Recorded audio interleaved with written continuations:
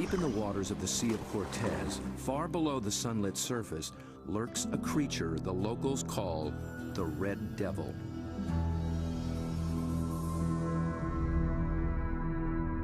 It is armed and dangerous. Its writhing limbs come equipped with 1,000 suckers, each full of flesh-tearing teeth. These devils come in the dark of night, rising from the abyss to within a few hundred feet of the surface. They are large, aggressive, in-your-face squid called the Humboldt. They're one of the most formidable predators in the ocean, and almost nothing is known about them.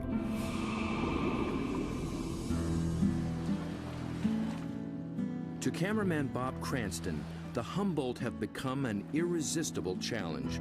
He's one of the few who've descended into their midst, at depths where others fear to follow. But his last encounter was a close call. It was 3 years ago in these very waters. Bob's goal was to film these beasts up close in the open ocean. The usual white filming lights create a circle of light that acts like a wall, keeping the squid at bay. So Bob descended with red lights that diffuse almost immediately.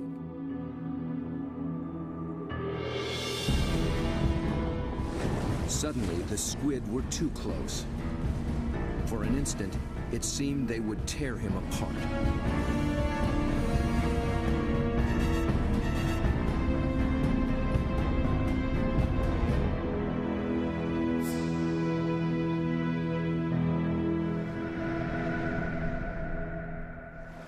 It was an intense encounter that only fueled his fascination for the Humboldt.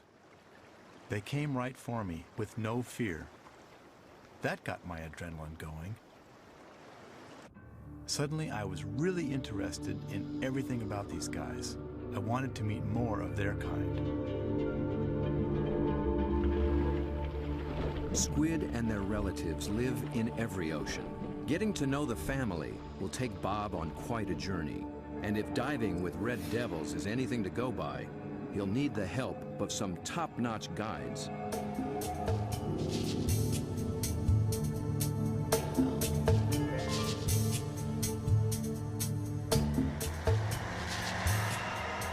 Bob begins his quest far to the north in the dark, cold waters of the Pacific Northwest.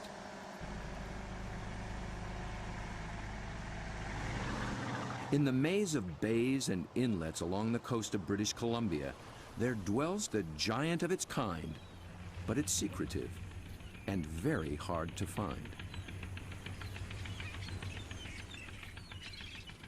Bob's asked Dr. Peter Ward for help. Peter is a paleontologist and an expert on the origins of this creature. He has decades of experience in these waters, and there's no substitute for local knowledge.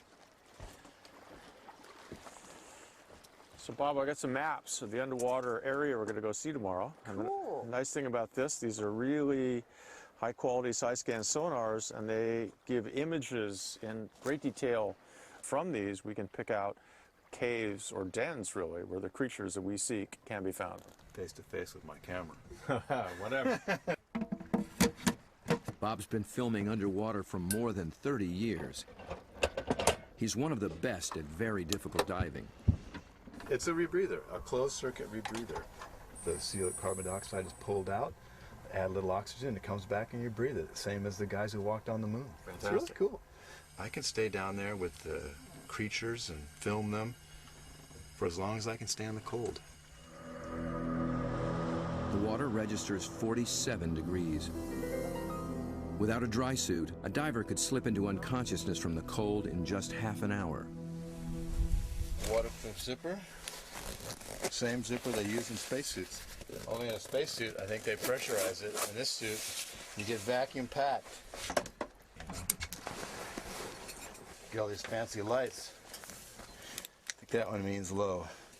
Getting a little warm. Gotta get in the water soon.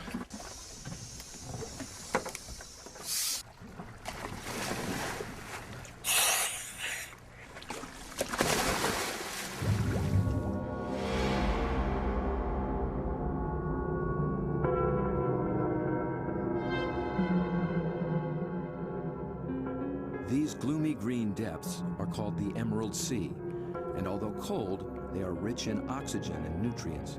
The combination allows creatures to reach enormous size. Down at 60 feet, Bob and Peter pick up a trail of broken and discarded shells. A dead giveaway. Something strong and very hungry has come this way, and often.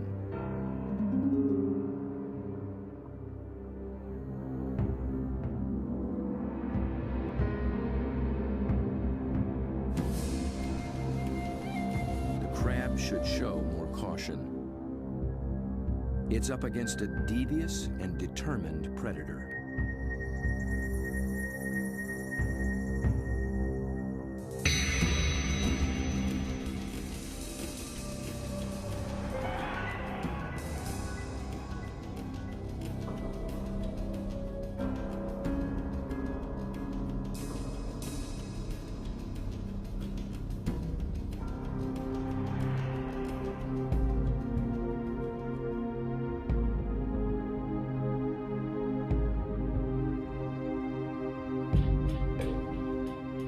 As Bob approaches, his quarry appears to have found him.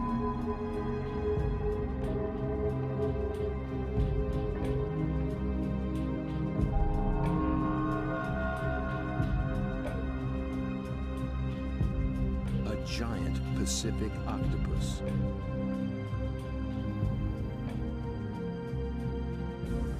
Eight arms of sinewy muscle lined with grasping suckers reach out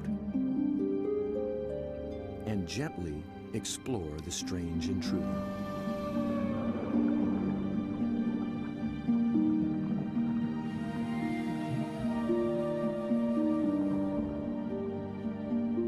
A giant can reach 20 feet from arm tip to arm tip and weigh in at 200 pounds.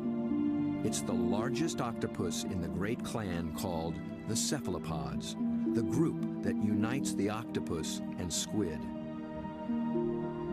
It's an ancient tribe, the first large predators in the sea. To this curious female, we're a brand new species.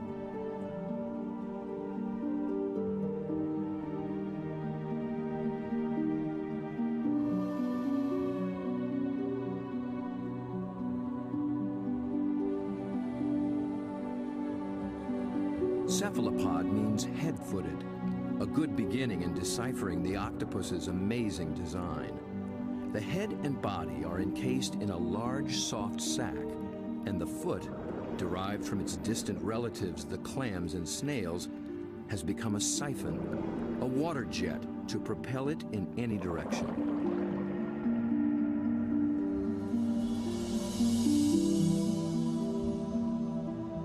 A long time ago, its ancestors were a shell, but the octopus has given that up.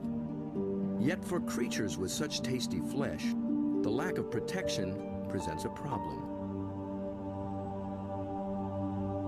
The cephalopod solution? The most extraordinary skin in the animal kingdom. In an instant, it can change color, pattern, and texture. And with no bones to confine its shape, the creature can virtually disappear.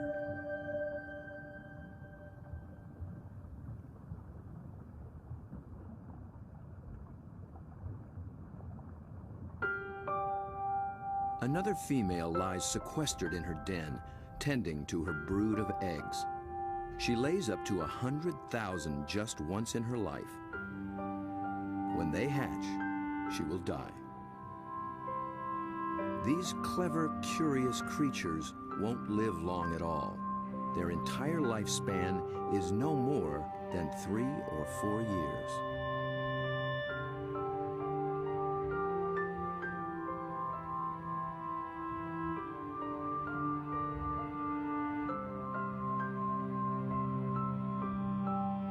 The transparent babies are no bigger than a grain of rice, but within a year, they'll be giants.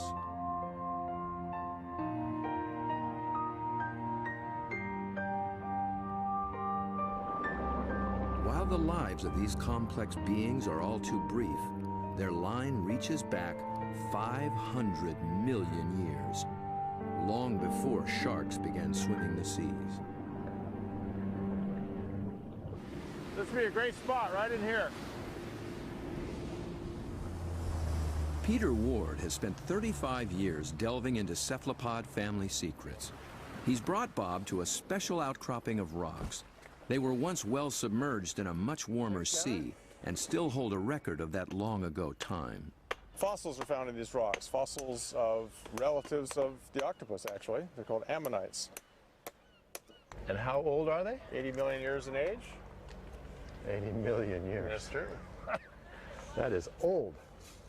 Back in those days, cephalopods made beautiful curved shells. If you dig long enough and hard enough, you can find some beautiful stuff. This is an ammonite. It's a fossil that is actually the direct ancestor of octopus. So this is an ancient cephalopod. It's related to the chambered nautilus. So the tentacles sat here and swam about. A shell is a mobile home and a defense against predators, but it's so cumbersome it makes swimming difficult. Of the almost 1,000 kinds of cephalopods alive today, only the nautilus still wears one. It's a living fossil, puffing along the reefs of the Indo-Pacific as though nothing has ever changed.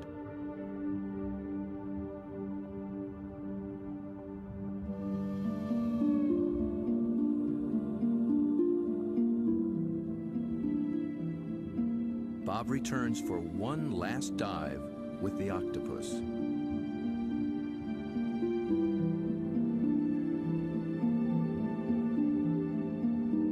I couldn't resist bringing her a treat.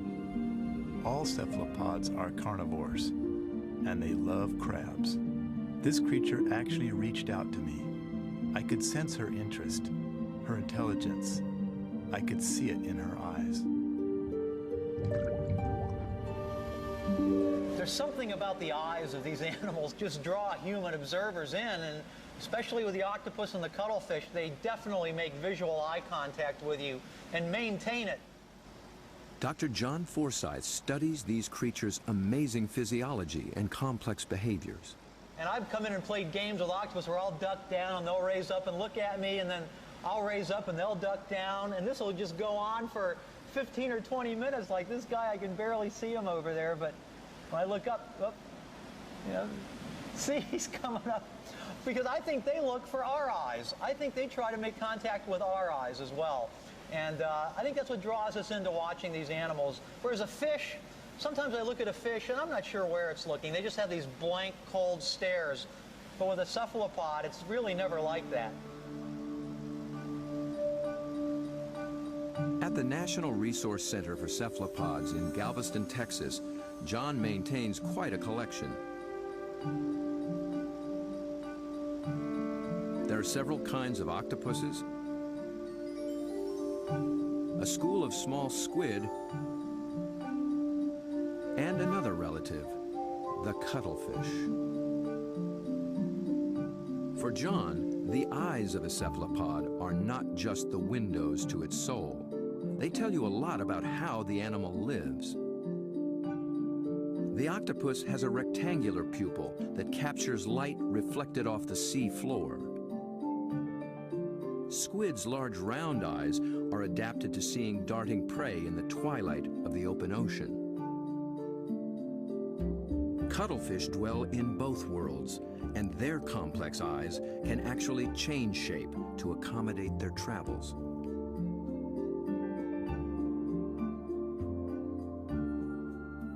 But it's not in their eerie eyes that cephalopods reveal their inner feelings. It's in their remarkable skin.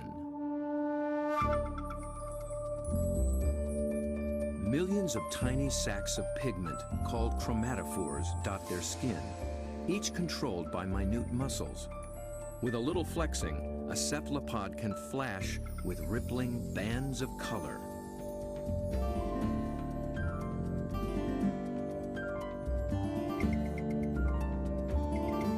any sort of excitement, danger, desire, aggression, passion, and their skin lights up.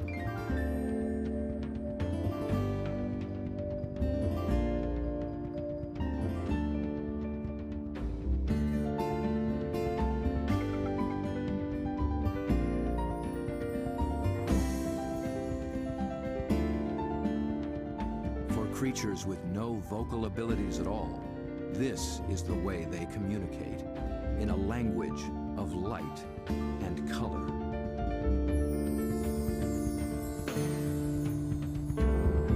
And like an octopus, a cuttlefish can transform its texture, matching its surroundings, hiding in plain sight. Given their camouflage capabilities, it's no wonder we're still learning just how many kinds there are.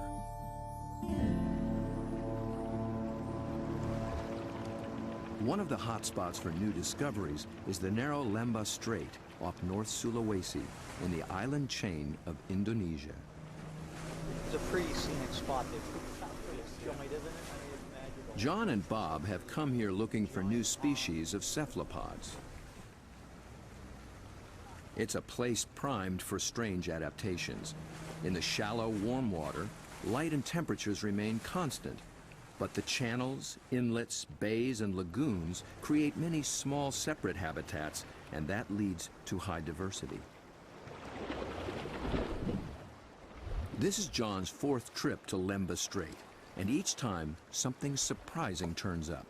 He's brought Bob to a spot called Ritaklari, which in local slang means the muck.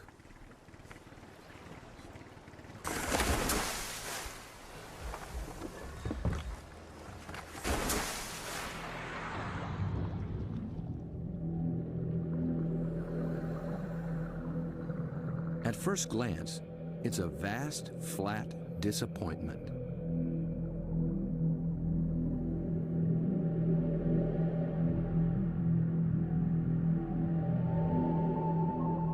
But wait here quietly, and a lot of what looks like sand begins looking back.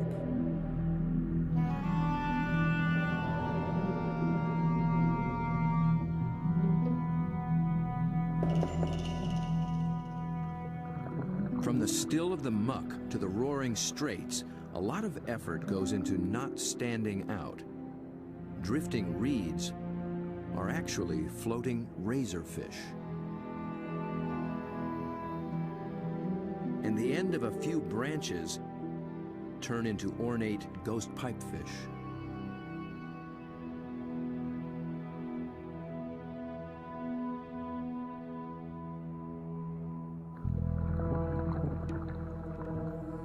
Out in the high-speed tides and swirling eddies, fish work hard to keep their footing, digging into the bottom with spine-like fins.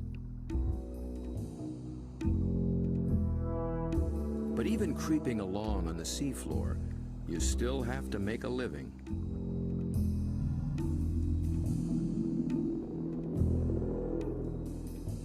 A harmless-looking weed rolling in the current is a hairy frogfish trolling for a meal.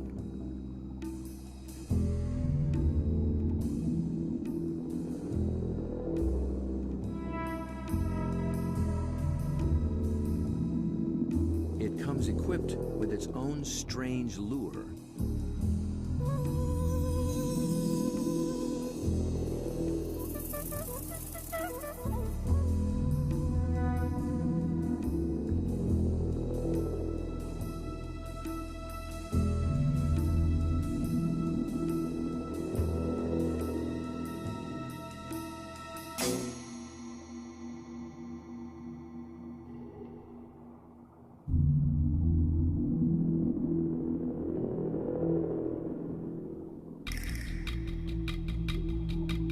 The sand offers the best retreat, but the crab has already been spotted. A marginated octopus is the perfect little predator here. Good camouflage, good eyesight,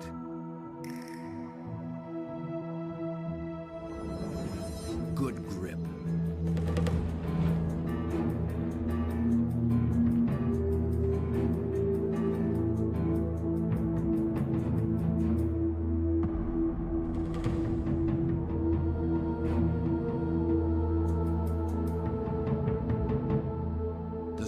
red-bodied octopus has one more weapon up its sleeve to subdue the crab's claws: venom.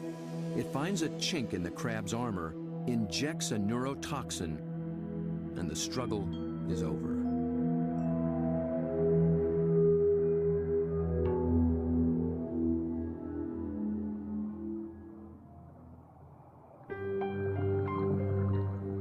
In such an open setting, the trick for every creature is to find some place to hide.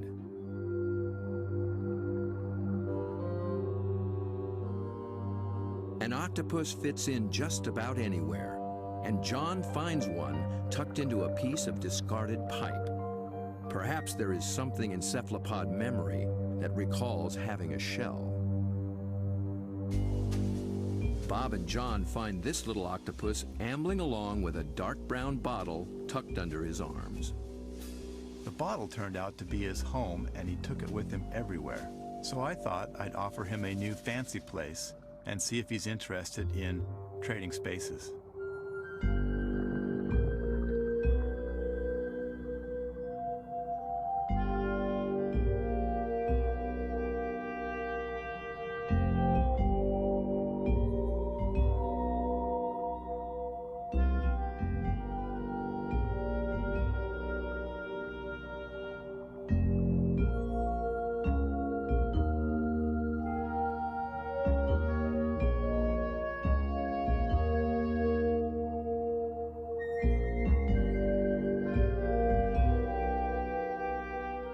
Began to worry he might get confused by this clear glass and wouldn't remember how to get back out. But after a few minutes, he slipped through the opening and went straight back to his old brown bottle. He'd made his choice.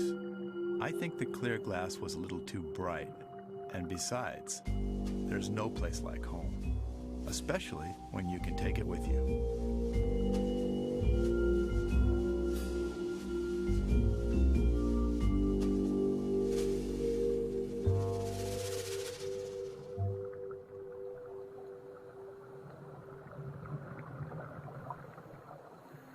In the husks of old coconut shells, they find the pearl-like eggs of one of John's favorite creatures.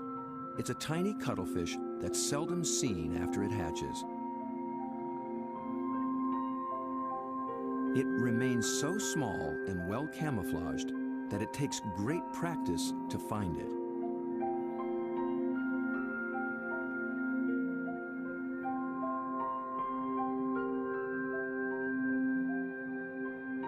Down on the sea floor, it appears to walk across the bright stones, its rippling colors blending in and standing out.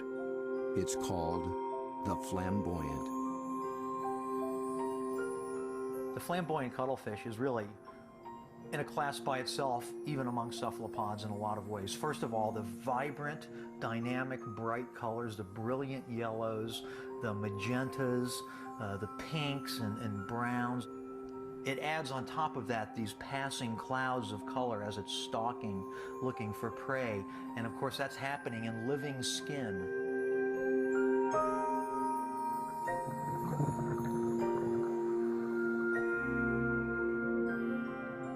A lot of these animals are surprisingly bold. The flamboyant actually seems to like being under the lights. It begins hunting as soon as we start filming.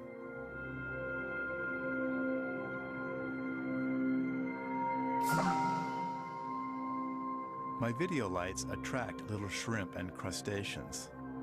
Perhaps the cuttlefish can even see better in the lights as well.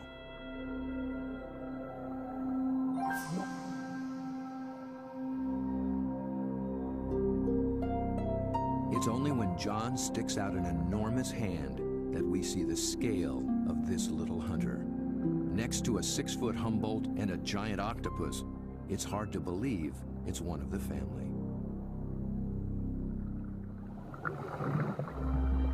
Not far away, a small octopus has been eyeing the scene. John reaches out for a better look. Every time I touch one of these animals, I'm not gripping it or holding it. My intention is never to frighten the animal in any way. However, I am trying to keep it close to where I can get a good look, but at the same time, the animal knows at any moment it can get away if it wants to.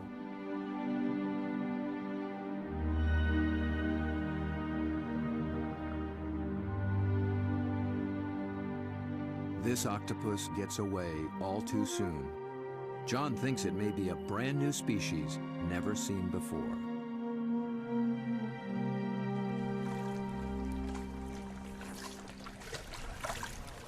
I don't know, Bob. I'm not sure what that is, but it could be a new one.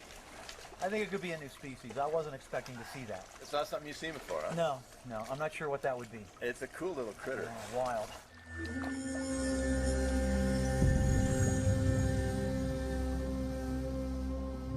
The waters of Sulawesi are full of new discoveries, and one is an octopus designed with a special brand of disguise. It lives in the same waters as the banded sea snake, whose bold stripes announce its potent venom.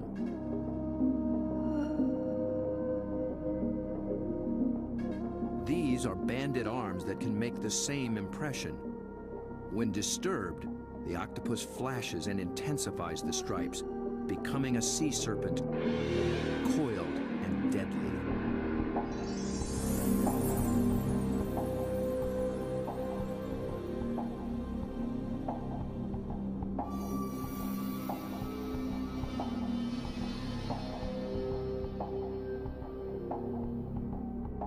The creature has not yet been named by science, but it is known to be a fraud.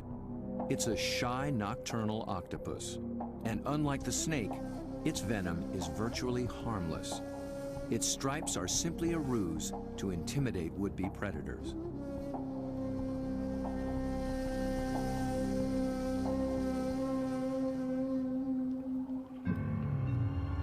The real killer is a delicate, jewel-toned creature, the blue-ringed octopus. The flashing blue neon is no false alarm. Its poison can immobilize every muscle in the human body. There is no antidote. But all it's really after is a crab.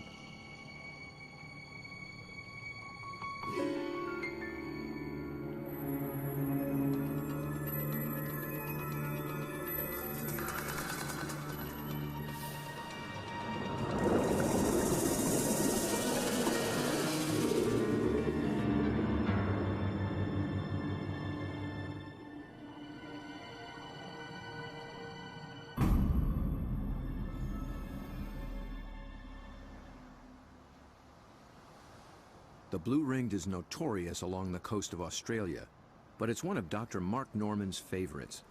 As curator of marine invertebrates at Museum Victoria, his fieldwork in all 7 seas has revolutionized what we know about cephalopods.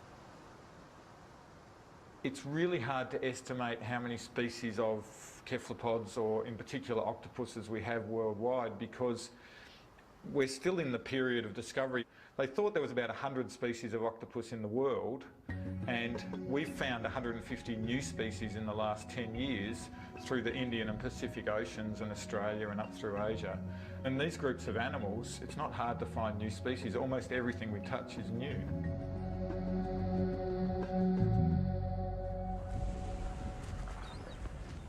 Bob wants to get close to the blue ring in the wild. So Mark, this is a shortcut to the beach? Yep, it's a great place to collect crabs.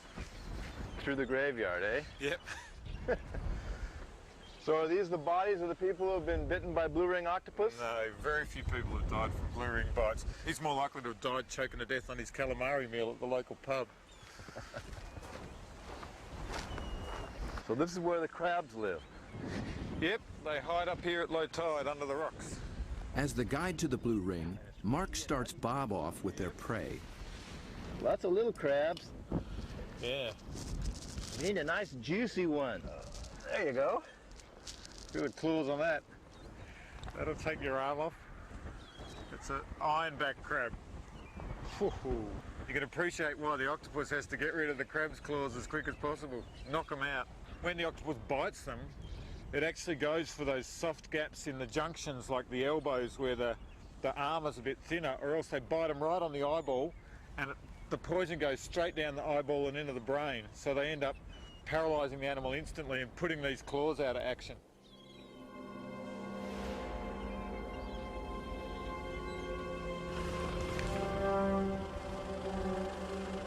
The dive begins after dark, when blue rings are most active. And it's not off some wild, remote beach. The deadly blue ring lives just beneath the town pier.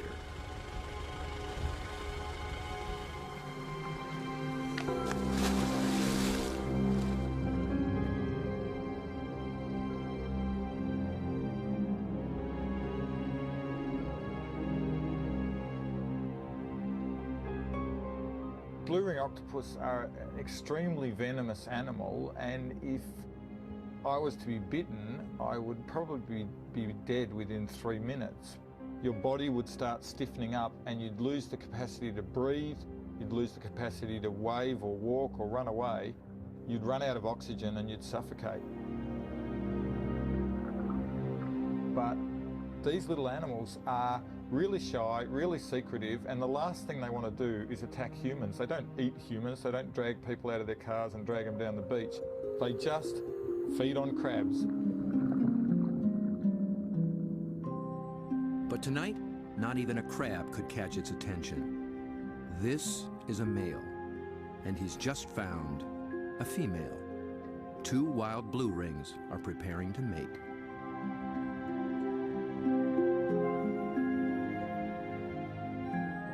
They keep their colors subdued to avoid attracting attention, especially from competing males. No flashing their electric blue. A temporary aquarium helps Bob film what happens next. After a few minutes of courtship, the male gently slips a special arm into the female's gill slit. He's depositing a packet of sperm, which she will use later to fertilize her eggs.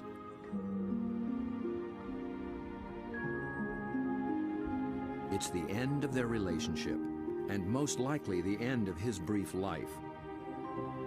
That was all he needed to accomplish. Just beneath the very same pier is another cephalopod almost never seen in shallow water. New research finds that they too pack a poisonous punch, but their bright little stripes have earned them a harmless nickname, the pajama squid. I think these cephalopods are the closest to the cartoon characters. Their little black and white suits and their little frilly lashes behind their eyes and the yellow on the top of the eyes, they're just straight out of a comic book.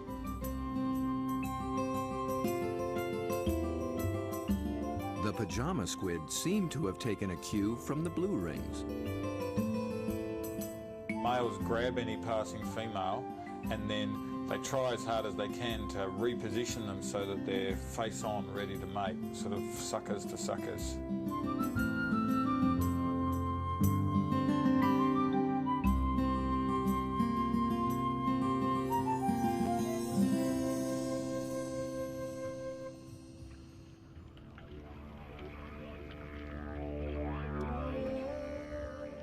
The mating season is also picking up off Australia's southwestern coast. In one small bay, giant cuttlefish have begun to assemble. They leave deep water and enter the shallows once a year for 3 to 4 weeks.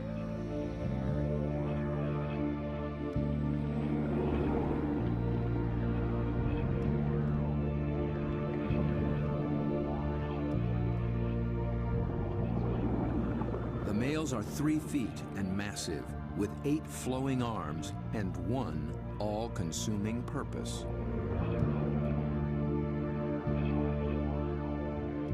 A much smaller female takes refuge in the rocks.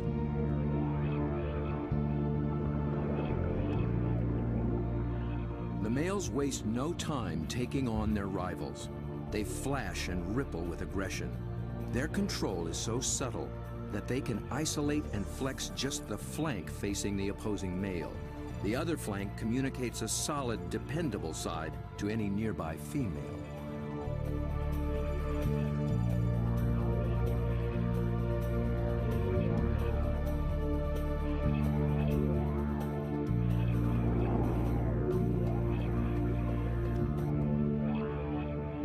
One male has claimed her and takes possession.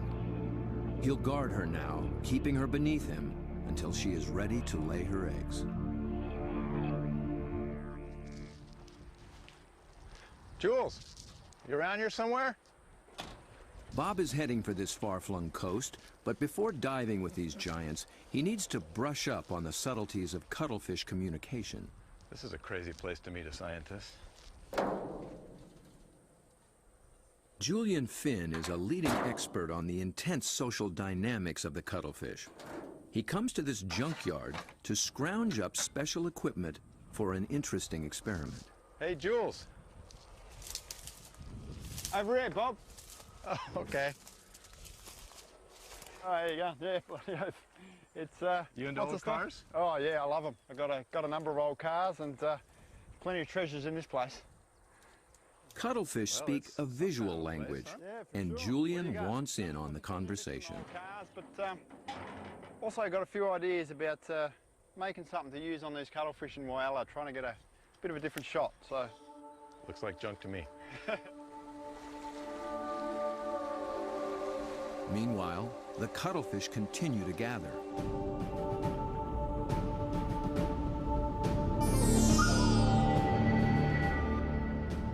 Their complex communication escalates into a kaleidoscope of colors. Opponents toss each other in the rolling tide, and things start getting rough.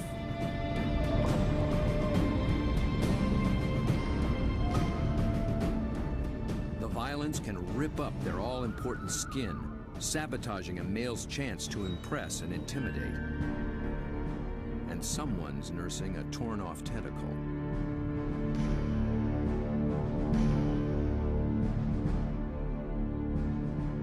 In a temporary standoff, a large male guards his female from two other heavyweights, while a little male, too small to take seriously, hovers on the sidelines.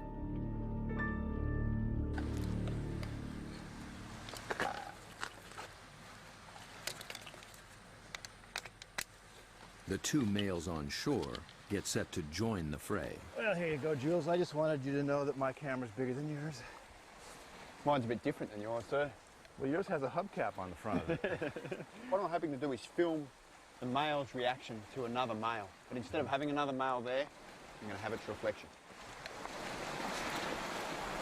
It's when males are the same size that trouble starts, and Julian will present one with its very own reflection.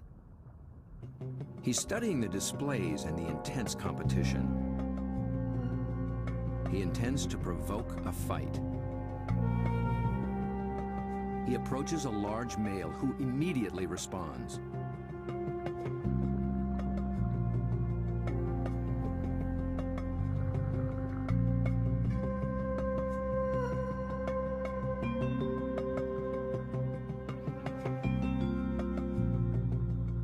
The cuttlefish becomes increasingly absorbed with his own image, but instead of a conflict, the story takes a surprising turn. The small, unimpressive male has sneaked in and begun mating with the unguarded female. He's not signaled, nor flashed, nor dazzled. He simply grabbed the female for his own, making every attempt to look as much like her as possible.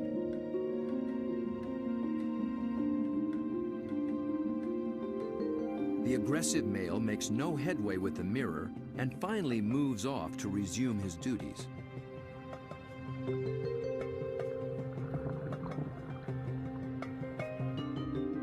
But he's still distracted, still flashing, and doesn't recognize that his female is mating right under his nose.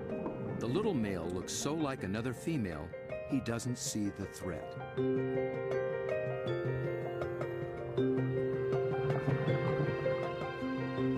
At last, he senses something's wrong and moves in to reclaim his female.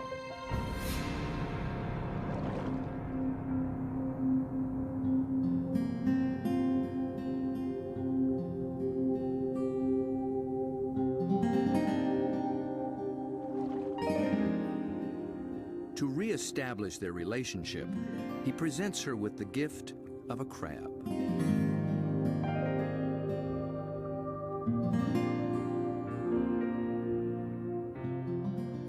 With so much going on in cuttlefish society, Julian will be experimenting for a long time to come.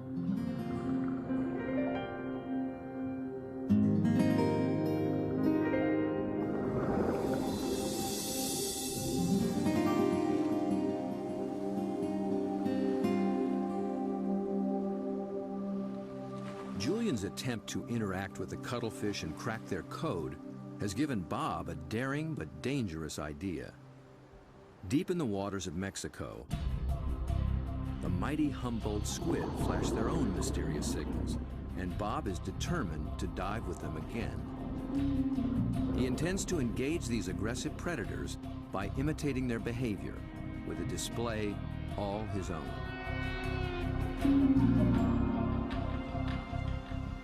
Mark Norman and Julian Finn think he's close to crazy. Sure, you've got the blue-ring octopus that can kill you within a few minutes with poison, yet there's something scarier about a squid that can rip off your flesh and tear out your throat, so to speak. I think you'd be really sensible to work with shark cages with those animals, because the stories I've heard are these massive animals that will effectively skeletonise a cow in a minute because they're such voracious predators. Bob Cranston has no intention of taking this advice. His whole goal is to interact with these squid on their terms, in their world.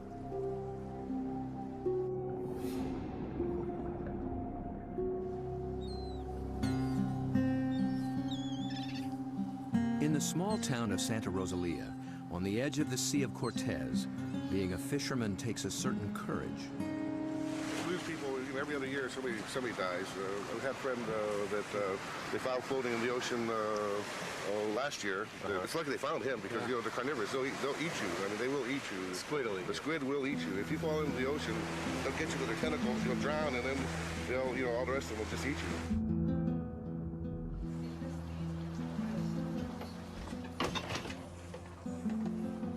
Despite their dread, these fishermen face the Humboldt on a nightly basis. Bob will need their help if he hopes to find when and where the squid are rising.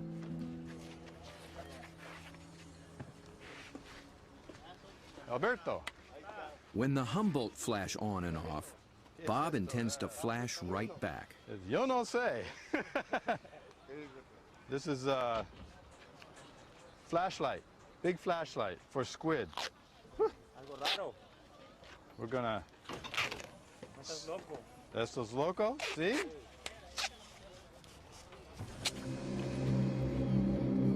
Bob knows perhaps better than anyone just what Humboldt are capable of.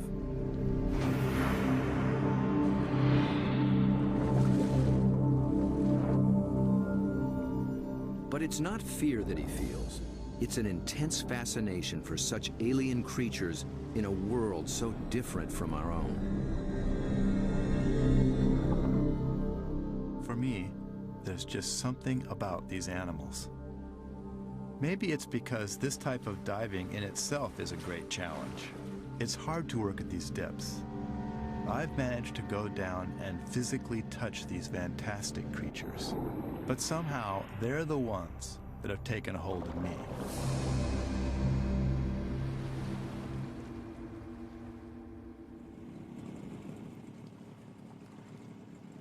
He's 12 miles from shore. Aside from his assistant cameraman, there'll be no backup down below, and no source of help at all topside. There's not so much as a radio on this little boat. These are small boats. It's a big ocean. There's a language barrier between me and the fishermen who think I'm crazy to dive in the water anyway. If I disappear and drift away from this boat, the fishermen will just think the squid ate me and they won't even bother coming to look for me. Yet Bob has confidence in his own experience and in his plan. I've made up this light tube and filled it with strobe lights. The idea is that the Humboldt squid flash for communications. They flash at each other, they flash at the divers, and so I hope to elicit some kind of a reaction from these animals with this light tube.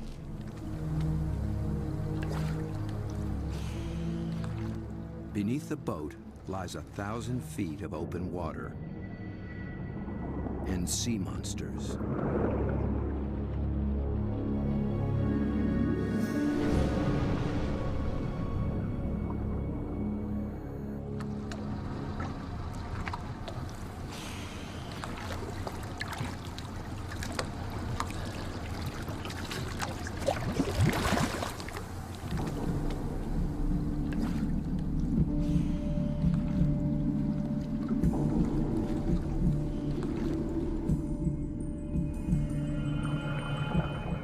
Descends, his homemade lightsaber a beacon in the utter darkness.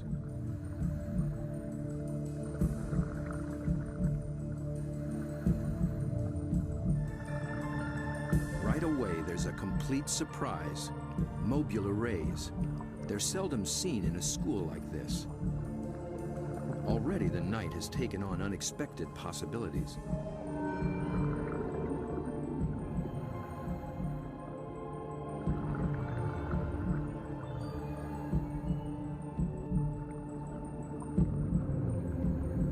With his depth gauge reading 150 feet, Bob figures he's in squid waters. He powers up.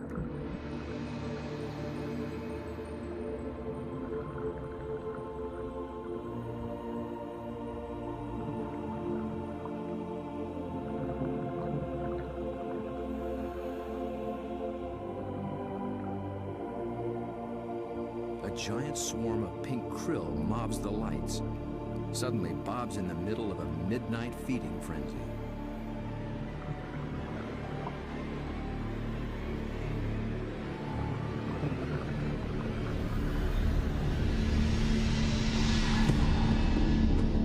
Then, rocketing up from below, Humboldt squid.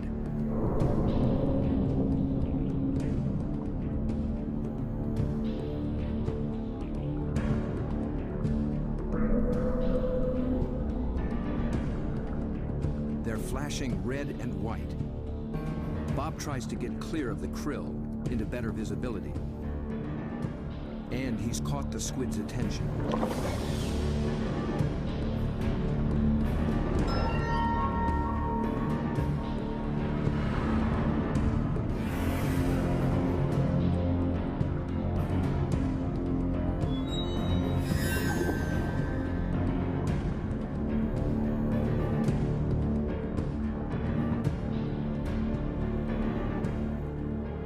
Transfixed by this enormous eye up from the deep. I can sense this creature thinking, but I can't imagine what.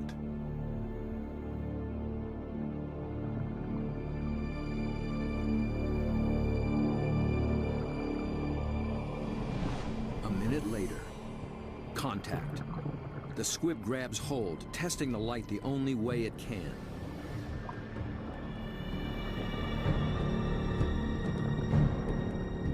The feel of hard plastic must come as a surprise, and it circles me as though curious. Then, it comes back for more. This time, the aggression is gone. It just seems interested. Amazing.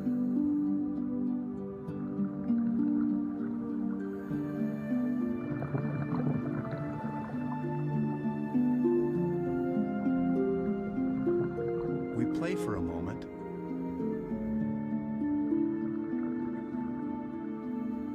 Then suddenly, it's over.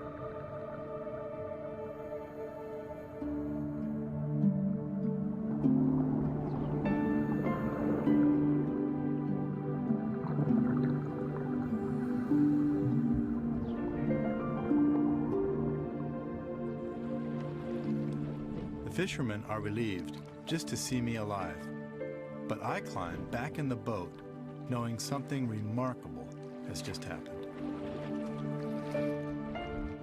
I danced with the devil down in the deep, and I'm already thinking about the next dive.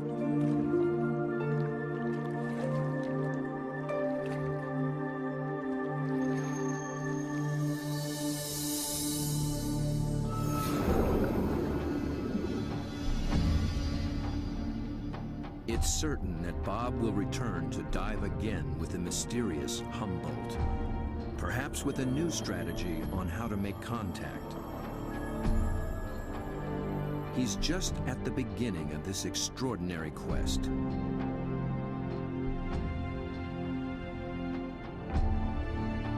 But who will he meet next time in the waters below?